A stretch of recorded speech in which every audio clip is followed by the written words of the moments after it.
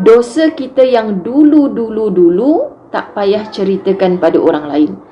Dosa kita muslimin muslimat dirahmati Allah adalah satu aib antara kita dengan Allah. Aku beristighfar ya Allah, aku minta ampun, dulu aku jahil, dulu aku tak tahu ya Allah.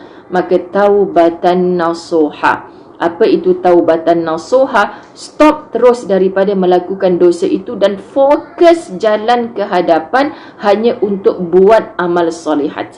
Dengan sekali buat baik, walaupun kadang-kadang orang buat jahat kat kita, tetap nak balas dengan kebaikan. Sakit kan muslimin muslimat? Ustazah sebut lancar mudah ni. Oh, senangnya cakap ustazah orang buat jahat, kita tetap kena buat baik. Ya, kerana dengan sekali buat baik, Allah akan hapuskan kesalahan dosa yang menjadi asbab murkanya Allah kepada kita. Jadi setiap kali kita sakit ni, nak balas kebaikan, apa kejahatan yang orang buat pada kita, kita tetap nak buat kebaikan. Terus ingat janji Allah, setiap kebaikan yang kita buat boleh delete dosa yang menyebabkan Allah murka pada kita. Mungkin istighfar kita kurang, mungkin kita tak solat taubat banyak, mungkin kita bersolat taubat beristighfar, kita masih lagi ada hubungan jauh dengan Allah. Allah tak terima taubat kita. Tetapi Allah datangkan orang yang berbuat jahat mungkin untuk Allah test, mu balas jahat balik ke? Kata dah taubat. Kata dah taubat. Kalau dah taubat, dia tak balas kejahatan.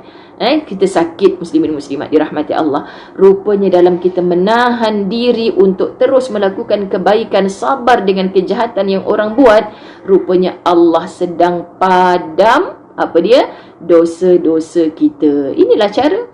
Sama juga dengan orang menahan marah. Marah ni orang buat jahat kat kita.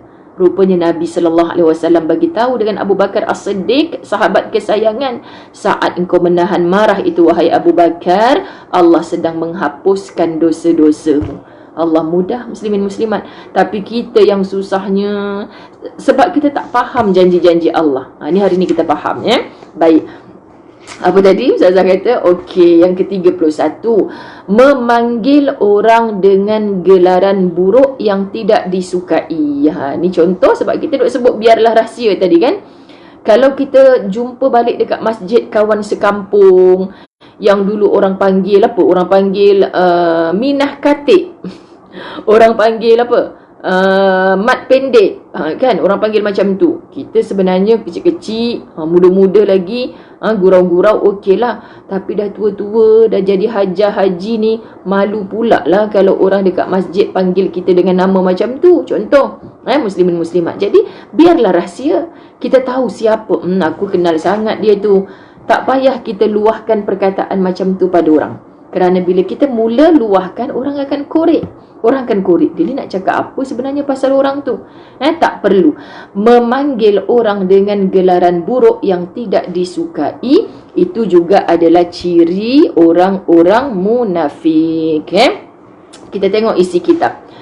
Memanggil seseorang dengan gelaran buruk yang tidak disukai. Ingat syarat panggilan itu adalah panggilan yang tidak disukai oleh orang tersebut. Contoh, Ustazah nak panggil si Polan, kan, dengan nama yang tidak disukai.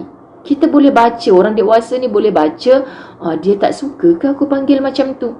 Apa salahnya kita bertemu dengan dia, minta maaf lah, kita kan kawan dah lama, dulu-dulu masa kat sekolah kan orang panggil kau dengan nama macam ni. Kau suka ke, redha ke aku panggil macam ni? Kalau dia tak berterus terang pun, daripada bahasa tubuh dia, kita tahu kenapa dia memperkenalkan dekat masyarakat yang baru. Dia hijrah ke tempat kita sekarang ni, contoh, dia memperkenalkan, saya Haji Muhammad. Kenapa dia tak kenalkan saya Mat Pendek? Kenapa dia tak sebut macam tu? Sebab dia dah tak suka dengan nama tu. Dan kita walau kenal lama macam mana, paksa mulut kita ni untuk ubah. Sebab bila kita panggil dia dengan gelaran yang buruk, dia tak suka. Bila menyebabkan dia tak suka itu, kita tak tahu dalam hatinya suka ke tak suka. Jadi sebagai kawan lama, apa salah ziarah? Ingat lagi dulu masa muda-muda orang panggil engkau ni. Minta maaf lah nak tanya, sekarang ni selesa ke kalau orang panggil macam tu? Janganlah, itu nama masa muda-muda, jahil-jahil dulu, tak sukalah. Aku sendiri tak nak sebut dah nama tu. Kita dah tua-tua ni muslimin muslimat, kadang-kadang kita jumpa sahabat yang berterus terang macam tu. Maka stop. Jangan panggil orang dengan gelaran yang tidak dia sukai. Okey. Baik. Memanggil seseorang dengan gelaran buruk yang tidak disukai adalah dilarang dalam Islam. Kerana ia boleh menjejaskan atau menjatuhkan maruah dan nama baik di kalangan orang ramai. Kan? Kerana apa kita dilarang untuk memanggil dengan gelaran buruk? Kerana akan mencalar maruah saudara se-Islam kita. Ingat mencalar maruah seseorang itu adalah dosa di sisi Islam. Jangan seronok-seronok. Kita tak tahu hujung pangkal, kita pun like sama, kita pun share sama, kita pun sebarkan sama. Tak tahu Ustazah, ada tingkap sebelah share. Tak tahu ni saya ambil kat Facebook je cerita ni. Kita tak tahu hujung pangkal, tiba-tiba kita share cerita buruk tentangnya. Orang lain baca, orang lain like, orang lain sebarkan lagi. Ingat di mahsyar Allah, kita boleh ke jawab di hadapan Allah? Aku tak tahu ya Allah, aku share kat orang je. Allah akan jawab macam mana? Sebab Allah dah beri peringatan dulu. Tabayyun. Cek dulu. Buat kajian dulu. Yang kita duk dengar tu, yang menyampaikan tu siapa? Adakah orang yang amanah, yang benar? Ataupun orang yang memang sengaja nak mencalarkan maruah seseorang? Muslimin muslimat, jangan mudah-mudah lagi-lagi di akhir zaman, yang mana bukan dengan lisan sahaja kita terlibat dengan perkara seperti ini, tetapi hanya dengan hujung jari. Jadi berhati-hati, sayanglah pahala puasa kita. Hari ni ramai orang puasa kan? Besok ramai orang puasa, lusa ramai orang puasa. Hatta dikongsikan untuk seminggu, Khamis ini bertemu Khamis depan. Kenapa bersusah payah puasa? Sunat je pun seminggu ni.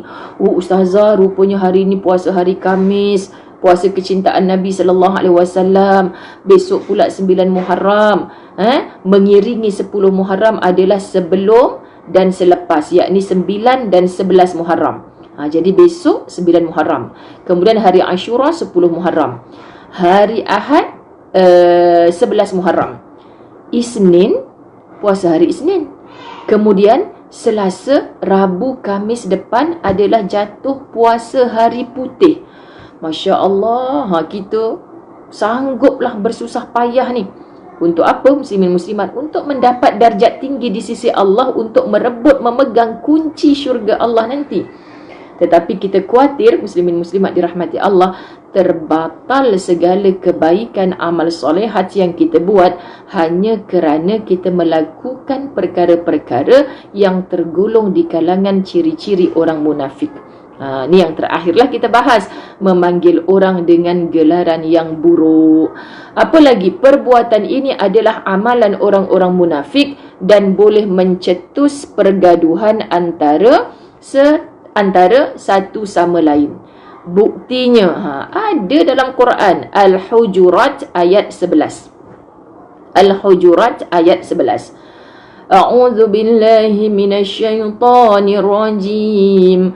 ولا تلمزوا أنفسكم ولا تنابزوا بالألقاب بئس الاسم الفسوق بعد الإيمان ومن لم يتب فأولئك هم الظالمون. الله رب. Dan janganlah kamu memanggil dengan gelaran yang buruk. Jangan kamu memanggil dengan gelaran yang buruk. Suka sangat jadi bahan ketawa.